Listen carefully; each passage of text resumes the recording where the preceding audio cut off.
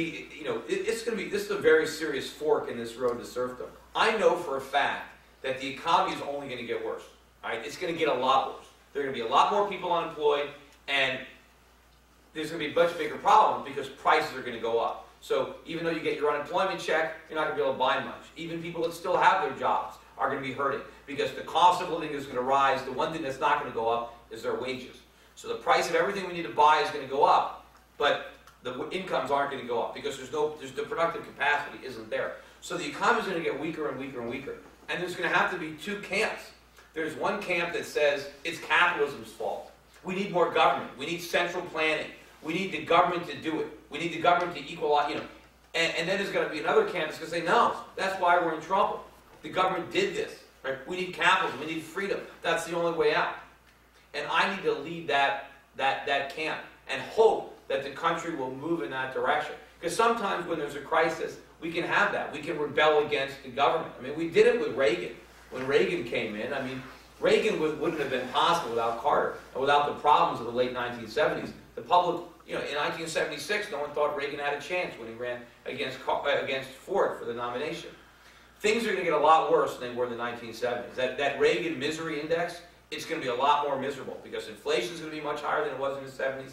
Interest rates will be higher. Unemployment will be higher. It'll be a mess. And hopefully we can do the right thing. If things are bad enough, that philosophy of government solving our problems isn't going to work when people have a belly full of it and they're puking on it. Yeah. No disrespect, just a couple of observations. And going back to my friend Jim and his road to serfdom, you're probably the only other person in this audience that will appreciate a wise remark from Ludwig von Mises, somewhere around 1906. Government is the only entity that can take a valuable commodity like paper.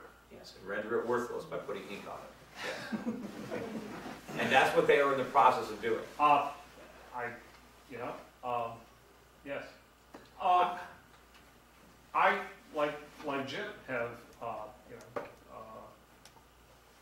channel surf between any number of different channels. And the number of times I listen to somebody on air who's articulate, convincing, thoughtful, presenting viewpoints that I think are clearly important. There aren't many like you that I've bumped into. I would say that I have heard more thoughtful things out of you than 40 other serving U.S. Republican senators. How is your voice improved by joining that band of brothers? Well, as opposed to running as an independent or as or a just libertarian? continuing what you're doing now. Well, I'm doing that whether I win or lose this election. Yeah. Okay, my voice is going to be heard throughout the campaign. Okay. The question is, will there be any greater credibility given to what I'm saying as a Senate candidate or as a senator than as a private citizen? I mean, as a private citizen, I have been very effective because a lot of individuals have sent me their money. And so that's a big vote of trust that they sent me their money to invest for them. Mm-hmm. And I am investing it based on this economic scenario that I see unfolding. Yeah. And so I'm making a marginal impact there because my clients are not going to be broke like everybody else. And to the extent that tens of thousands of Americans do not go broke, that's got to help the country because they'll have the capital to help rebuild it if the government doesn't steal it from them first. But I think that I can make a bigger difference if I can actually get into that body and actually force people to listen to what I have to say. You know, a senator can be very powerful if he uses that power the right way, and I can be very influential in that body, particularly given what's going on. And you could go back, like if you go on YouTube and just Google me, and look at the stuff from 3 years ago, 2 years ago. I mean, there's hundreds and hundreds of stuff. I mean, the things that you can contrast exactly what I was saying. You know, when Ben Burnett, when they're saying subprime is going to be contained, and I'm saying, are you kidding? I'm saying it's a disaster. It's $1 trillion loss. And, you know, all these different things. You can go back. I gave a presentation in 2005 and 2006 in front of the Western Regional Mortgage Bankers Association.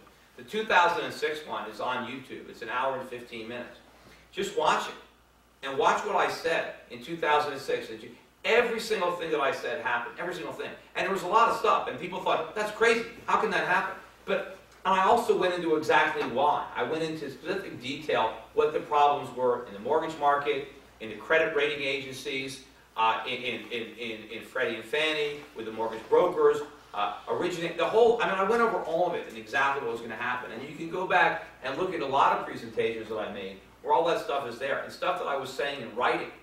You know, I just read there was a speech that Ben Bernanke gave in which he said that the Fed didn't cause the housing bubble. He said it wasn't low interest rates.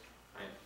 And I pulled up an op-ed article I wrote in like May of 2004, in which I specifically said the Fed was inflating a housing bubble. I said by keeping interest rates too low, the Fed was making it possible for people to take out ARMs and interest-only mortgages where they had these temporary low interest rates. And I said this was inflating the housing bubble. And I said the longer the Fed keeps interest rates low, the more people are going to be suckered into these adjustable rate mortgages. And eventually, when interest rates go up, they're going to walk away from their houses and they're going to leave the banks, you know, with property that's underwater. I went and described it, but I knew it was the Fed that was doing it.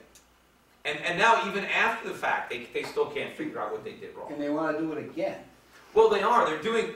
What they've done now is they've taken the mistakes. I mean, Wall Street, the private sector learned its lesson. The private sector won't do a subprime mortgage anymore.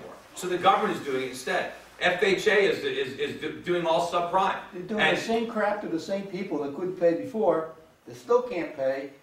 And they're letting people buy houses with 3% down payments, and they get the 3% from a tax credit. Right. And they're getting a subsidized mortgage rate. I mean, the Fed is holding mortgage interest rates down. Now, why is the government doing this? The government is doing this because they don't want real estate prices to come down. Well, why not? They have to come down. The problem isn't that prices are coming down. That's the solution. The problem is that they went up too much. They have to come down. Nobody can afford them. So the government wants to keep them affordable with all these gimmicks. They want to keep it affordable with no down payments and artificially low mortgages. Just let the prices go down. Government never likes to let prices go down. Like this, I guess, used to be a school. But you know, the government, everybody always talks about, you know, education is so expensive, right? Education is so expensive. No one ever says why. Why is it so expensive? Because of government. My father went to the University of Connecticut, right? He didn't borrow a penny, but he didn't have any money because his parents didn't have any money. So he worked as a waiter over the summer. And just a summer job was enough to pay tuition, room, and board at UConn, and he graduated debt-free. Today, nobody can do that. Why? Because there are student loans available. Because the government guarantees student loans, people with no money can go out and borrow all kinds of money to bid up college tuitions. And so the universities have no market forces to push tuitions down. They're bloated. They know that they can charge whatever they want because the government's going to guarantee somebody's loan. So now you have the student loan program that hurts the students, that hurts families, and enriches the universities. Yet we keep perpetuating it because nobody wants to tell the truth. And the minute anybody tries to point out that they're against the student aid loans, they say, well, you're against education. No, I'm not. I'm against overpriced education. I'm against saddling our kids with mortgages so that the universities can have big payrolls. You know, the government does the same thing with healthcare. Yeah, we have a healthcare crisis in this country because of government. The solution isn't to get the government more involved in healthcare. The solution is to figure out how the government screwed it up in the first place and then stop doing it. Because the one thing you know, if you believe in capitalism, and if you don't, I mean, I don't see how you can't, is that capitalism does two things. It brings prices down and it brings quality up. That's what it does. That's what it does in cell phones, plasma TVs, laptop computers, everything that the free market delivers, it always gets better and it always gets cheaper. That's how it works. The only time it doesn't work is when the government gets involved. So when you have things like education and healthcare with the government involved, it gets more expensive. And it's only because of government. If we got government out of those areas, we'd have the same results in medicine that we do in everything else. It'd be getting cheaper. Anyway, yeah. You do have a fabulous message, and there's no question. But do you believe that the Republicans are going to have to be united after the convention in order to be able to beat Blumenthal?